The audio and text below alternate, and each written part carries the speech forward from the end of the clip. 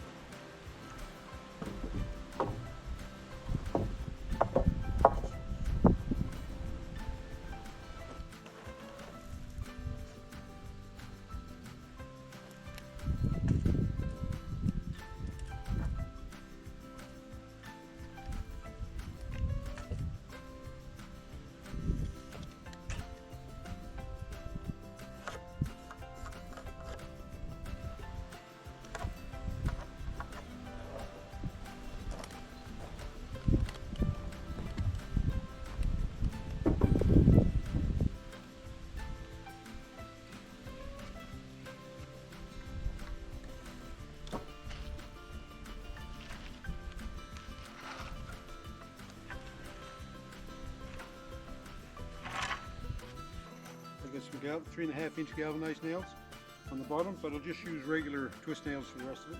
It is 3.5 inch twist nails I'm using for the most part.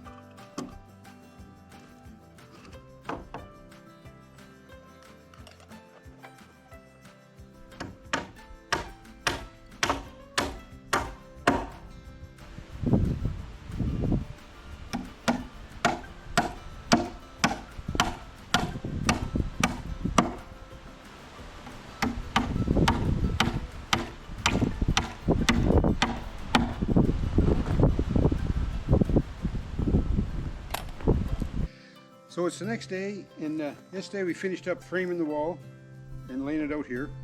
And before I went in last night, I put a couple of cleats on each corner just to sort of hold the wall centered on the end sill plate. Because today what I want to do is square up the wall and stand it up. There's lots of different ways to square the wall. You can measure corner to corner, right? That's a popular way to do it. But I'm going to sheathe this wall with 3/8 plywood.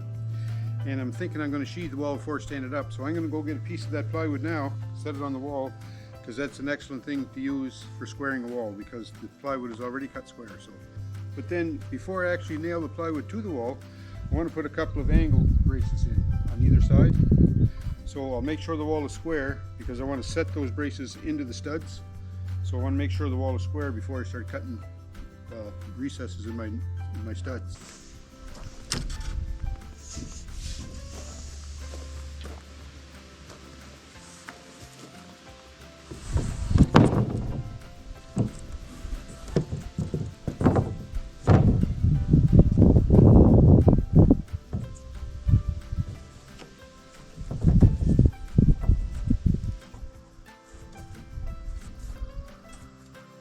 So my plywood is sitting on here.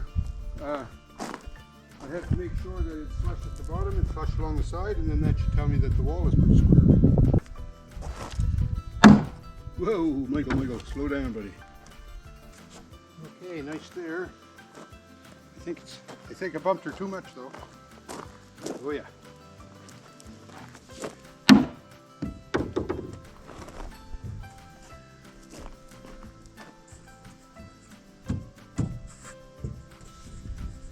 So that feels pretty good there now. And there. So I'd say that's square. I have some 1x4 just strapping here, and I'm going to make a brace to go across here. So what I'd like to do is center that brace in here between the bottom plate and a stud, and then line this up here, just about like that. And I'll cut that off there, and then I'll make a recess, a dad I'll cut in here in the stud to set this in so that the face of this brace will be flush with the wall. So let me get my pencil and mark this. So that's got to come out there. And then I'll mark in here. I'll have to trim those. I'm going to mark up here. I'll cut that.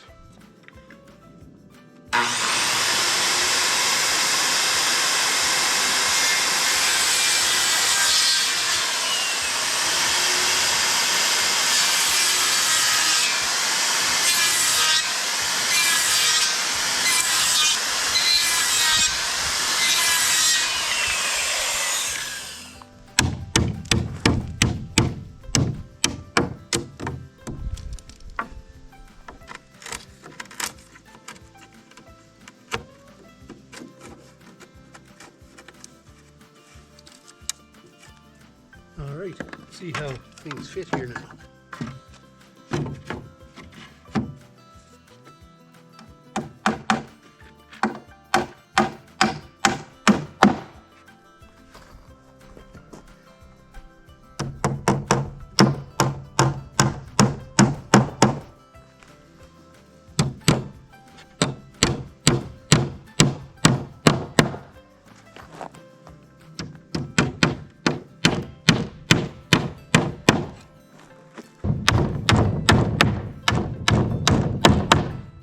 Okay, now what I'd like to do is take that piece of plywood, set it on this corner, make sure the wall is still square, and then put a brace like that on the other side. So we've got the brace in on this side now. So what I'm going to do is move this sheet over to there. I'm going to secure it. Now I'm going to put another sheet on here, but because the wall is 10 feet wide, sheets are only 4 foot wide, I'll leave that 2 foot space for later. And another thing I'm going to do is when I put this sheet on, when I secure it to the studs, I'm going to leave it down off the bottom by 3/4 of an inch. And the reason for that is just to cover the seam that's going to be between the bottom plate and the sill, just, you know, to keep snow and rain and water and whatnot from drifting in. I don't know if it'll help, but why not?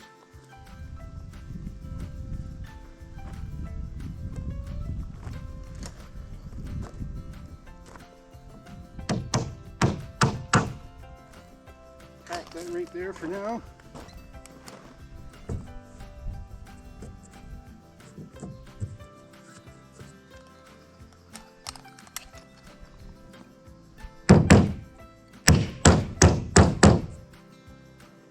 So it doesn't look too bad. This stud here, it's got a little bow in it this way, so as I nail that I'll have to make sure I push that in. In fact, I'll do that right now.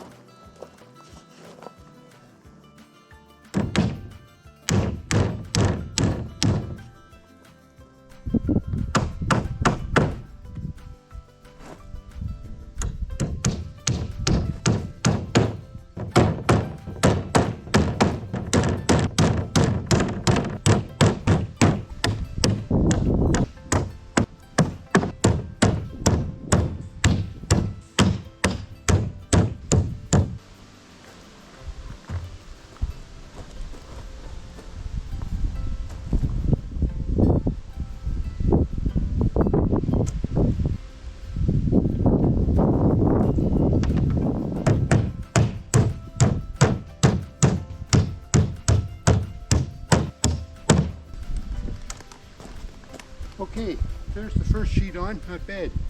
Get the next sheet put on, nail that down, and then figure out how we're going to stand this up. I'm going to put a couple of braces, legs on here, so when I stand it up, I won't let it go past center heading that way, right? I hope I won't. Yeah.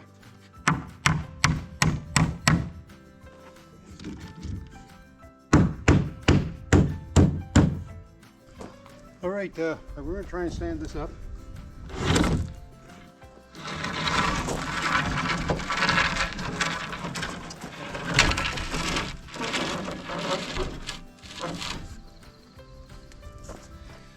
So our braces here are going to work good. I'm kind of nervous of this going that way, so I'm going to get another brace just to nail it here out that way, just in case, right?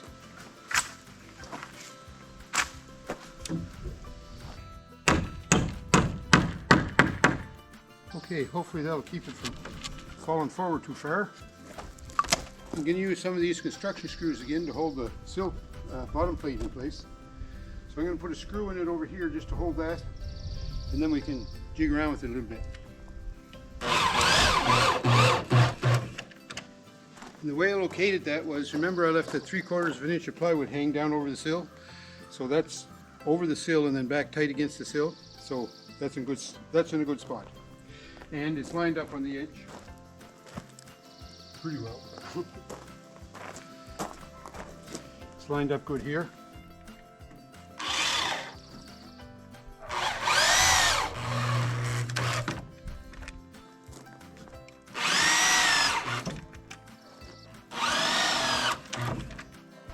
You know, this is the first time I use those construction screws. I like them. They really go in and dig in good. What I want to do next is, a lot of times we'll plumb this wall now, right? However, I'm going to build another wall that's going to stand up here next to it. So, just in case my wall is not square, I don't want this to be plumb and then have the other wall bump into it when I'm standing it up. So I'm going to set this one just a little bit away from plumb, like to my right, so I'll have room to stand the other wall up, and then I'll plumb both of them together. And don't forget, I think this is a good time to mention, I'm not a carpenter, I'm not a certified carpenter. So what I'm doing here is not meant to indicate that this is best practices for building. It certainly is not. This is just the way I'm building. I'm watching, making sure that I make things strong enough, sturdy enough, so that they won't blow over or fall in on me or anything like that. But I'm certainly not a certified builder, so I don't know whether what I'm doing here is according to building codes or not. So if you're watching this, thank you very much for watching. Please leave me some comments, but don't build like this and figure this is going to be okay, because I'm not responsible for what you do. I'm only responsible for what I do, right? I have to say that. Okay, that's off plumb by about a 1/2 inch, and that's good. I don't think I want it to go any more than that. So we'll put a nail down here just to hold it.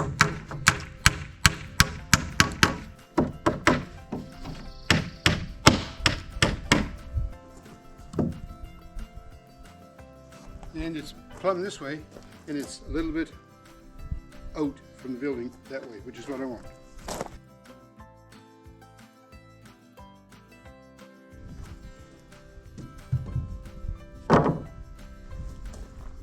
So I'm going to set up and start to build this wall here, but I'm going to build it in 2 sections because it's 20 feet long. I don't think I could lift that up all by myself.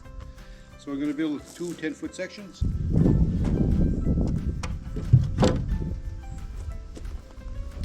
So the construction of this wall is identical to this one. You saw what was going on with this one. I don't know that there's much sense watching another one get done. If anything happens abnormal though, I'll bring you back and show you. But for now, we're just going to cut it here and I'll be back with this wall is framed up. So we finished framing up and putting some plywood on this wall. Now I said I would bring you back if there was something different going on, and it's the next day now. I ran out of gas last night. So yeah, there's a little bit something different going on here. Because this wall is going to go inside of the end wall, then I had to let the plywood sheathing run out over the end. You'll see it there. See right here how that's left out over the end? So that has to go against, well, it would be this stud, but on the other side. So yeah, that was a little bit different. When I was laying out for my studs, I had to allow for that distance. But anyway, I did all that. I got my sheathing on there, and we're just getting ready now to stand it up. All right, let's go.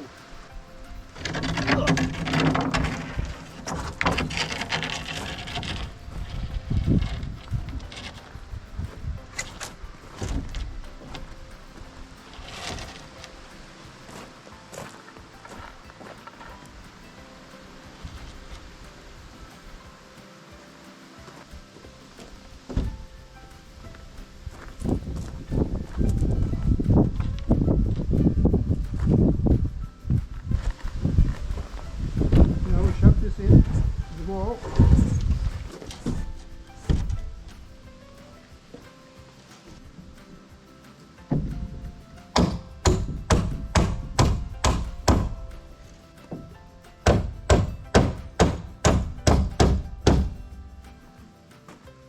So I'll just put a nail over there just to hold that for now.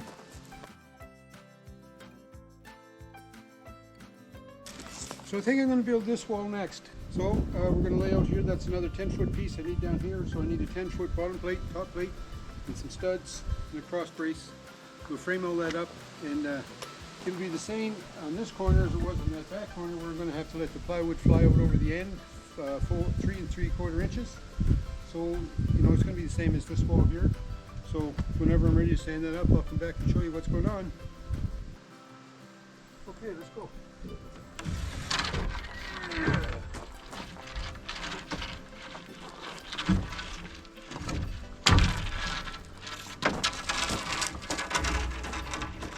I never thought of that brace.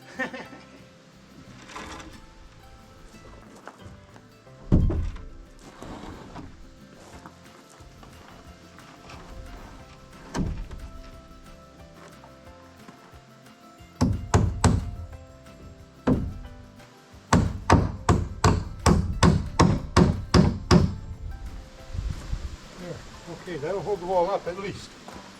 We'll put the construction screws in the bottom.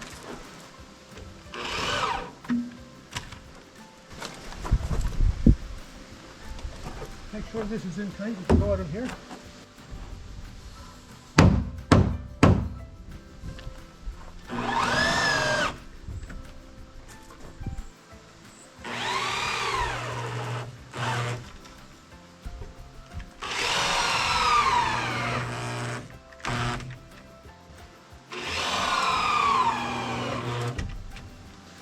Alright, I'm going to put a few nails in this corner to hold that corner together, and we should be alright.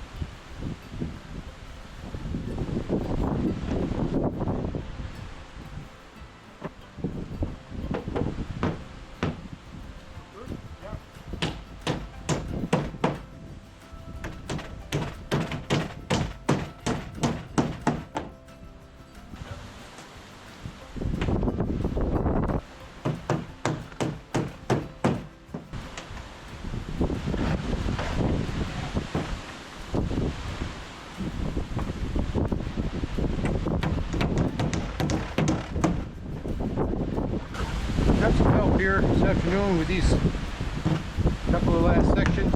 Gerry helped me put this one up, and he's just finishing up there. We're going to stand this one up. Tell you what, it's nice having help.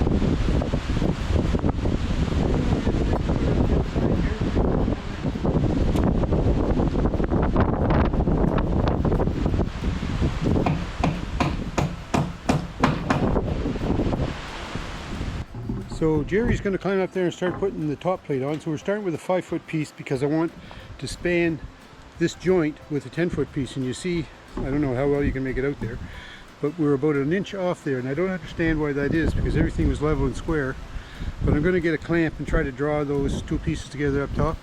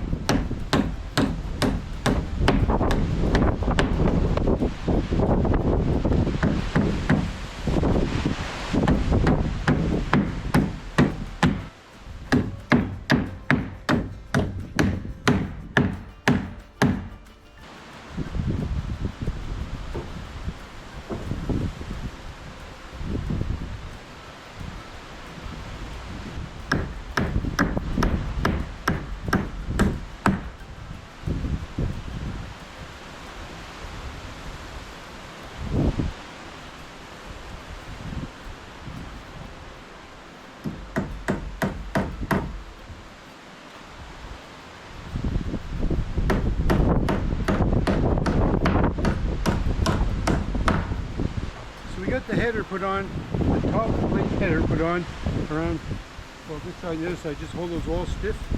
That'll do us for now. Break time. So we're starting to build this end wall here now, and we're going to build it in place because it's going to have the door opening in it. The garage door is going to be 8 feet wide, 7 feet tall. So what Gerry's doing there now is he's putting a couple of studs, put a couple of studs up, and then we have some triple studs that's going to go inside them and put our header across the back.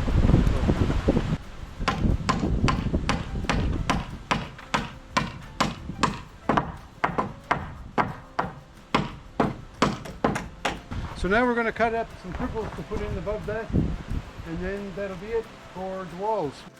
There we have it. The walls are up.